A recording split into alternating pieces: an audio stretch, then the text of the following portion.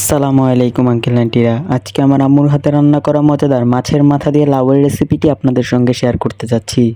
তো চলুন শুরু করা যাক।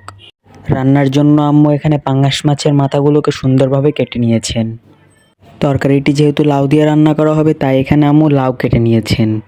এবার রান্নার জন্য চুলার উপর একটি পাতিল দিয়ে দিলেন এবং দিয়ে দিলেন তার মধ্যে পরিমাণ মতো তেল। এবার তেলের মধ্যে দিয়ে দিবেন জিরা এবং তেজপাতা। দেখতেই পাচ্ছেন তেলটি কিন্তু গরম হয়ে গিয়েছে, তাই এ পর্যায়ে দিয়ে দিতে হবে কেটে রাখা পেঁয়াজ। পেঁয়াজ দিয়ে দেওয়ার পর আবার খুব সুন্দরভাবে নেড়ে নিতে হবে। পেঁয়াজটি কিন্তু ভালোভাবে নেড়ে নিতে হবে, যতক্ষণ না পর্যন্ত পেঁয়াজটি হালকা ভাজা হচ্ছে ততক্ষণ পর্যন্ত এটিকে নাড়তে হবে এবং অপেক্ষা করতে হবে। দেখাই যাচ্ছে পেঁয়াজ কিন্তু প্রায় হয়ে এসেছে, তাই এ পর্যায়ে দিয়ে দিতে হবে পরিমাণ মতো লবণ, ধনিয়া গুঁড়া এবং হলুদের গুঁড়া। সবকটি উপকরণ কিন্তু আপনারা আপনাদের প্রয়োজন মতো দিবেন।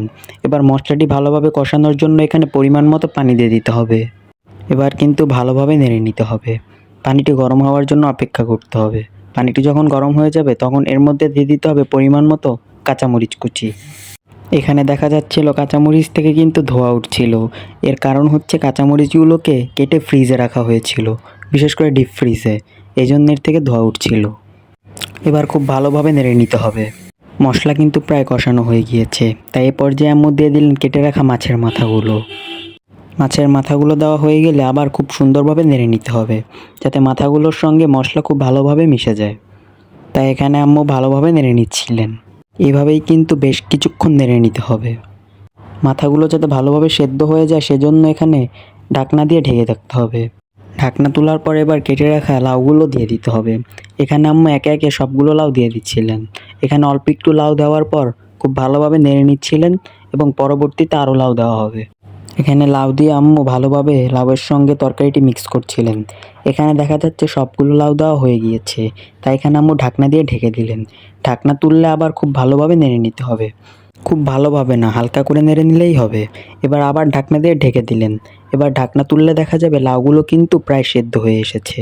আপনারা আগেই দেখতে পেয়েছিলেন লাউগুলো কিন্তু পাতিল ভর্তি ছিল, কিন্তু লাউগুলো আস্তে আস্তে সেদ্ধ হয়ে কিন্তু অল্প একটু হয়ে যাবে। এখানে আবার ঢাকনা দিয়ে ঢেকে দিলেন যাতে সুন্দরভাবে তরকারিটি হয়ে যায়। এবার ঢাকনা তুললে দেখা যাবে তরকারিটি অনেকটাই হয়ে এসেছে। এবার আম্মু হালকা করে নেড়ে নিচ্ছিলেন। কিছুক্ষণ নাড়ার পর কিন্তু আম্মু তরকারিটিকে সেদ্ধ হওয়ার জন্য আবার ঢাকনা দিয়ে ঢেকে দিবেন এবং অপেক্ষা করতে হবে অল্প কিছু সময়। তরকারিটিতে বাগার দেওয়ার জন্য আম্মু তেলের মধ্যে সামান্য জিরা দিয়ে প্রয়োজন মতো পেঁয়াজ দিয়ে দিলেন। এবার পেঁয়াজটি হালকা ভাজার জন্য অপেক্ষা করতে হবে। এখানে পেঁয়াজটি যতক্ষণ না পর্যন্ত বাদামি কালার হয়ে আসছে ততক্ষণ পর্যন্ত নাড়তে হবে। দেখুন এখানে কিন্তু লাউয়ের তরকারি হয়ে গিয়েছে। খুব অল্প মশলায় কিন্তু আমাদের তরকারিটি খুব অল্প সময় তৈরি হয়ে গেল। এখানে কিন্তু পেঁয়াজ ভাজা প্রায় হয়ে এসেছে, আর অল্প কিছু সময় এভাবে নাড়তে হবে। পেঁয়াজ এখানে ভাজা হয়ে গিয়েছে, তাই এখানে লাউয়ের তরকারিটি দিয়ে দিতে হবে। এখানে আম্মু অর্ধেক পরিমাণ লাউয়ের তরকারি দিয়ে দিলেন এবং হালকা করে নেড়ে নিলেন। হালকা করে নাড়ার পর এবার সম্পূর্ণ তরকারিটি কিন্তু ওই কড়াইয়ের মধ্যে দিয়ে দিলেন এবং ভালোভাবে নেড়ে নিলেন এবং সর্বশেষে দিয়ে দিলেন স্বাদের জন্য ধনিয়া পাতা। আপনারা কিন্তু অবশ্যই আমাদের চ্যানেলটিকে সাবস্ক্রাইব করবেন। আমাদের লাউ রান্না কিন্তু শেষ। এমন সুন্দর সুন্দর ভিডিও পেতে অবশ্যই আমাদের পাশে থাকবেন ও একটি লাইক করে দিবেন। আসসালামু আলাইকুম।